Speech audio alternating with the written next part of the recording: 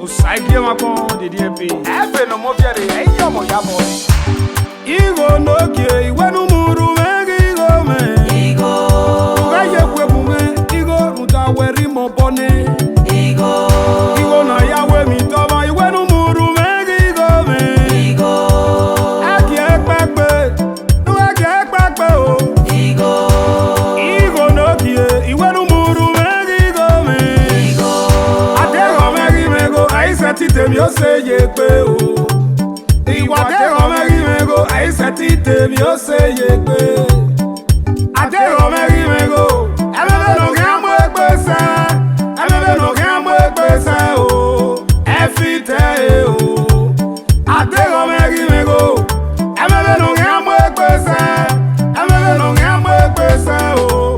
Efite o. IGHONOGIE to murume narete mo viokwe na bon. Oviokwe na bon. Sikota okere. Ajimege no jonyo la wo to murume bekwigo. Rutame soligo na kwe. Eropagi mio ekwe o. Iwenu murume IGHONOGIE. IGHONOGIE iwenu murume me. Ugaye kwebume igo mutaweri mobone. Igo na yawe mitoma iwenu murume me. Agi ekpekpe o.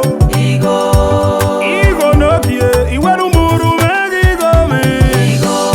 Igo na yakpo ya norekwe murume me. Igo na yakpo ya norekwe murume me.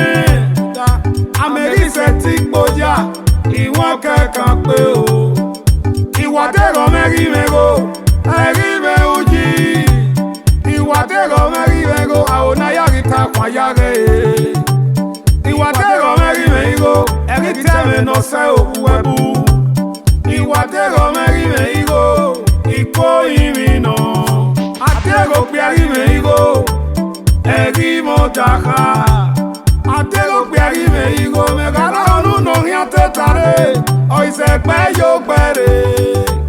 Ori mine o. Opianeri mego eri aje bo fi pon na sa yu won me.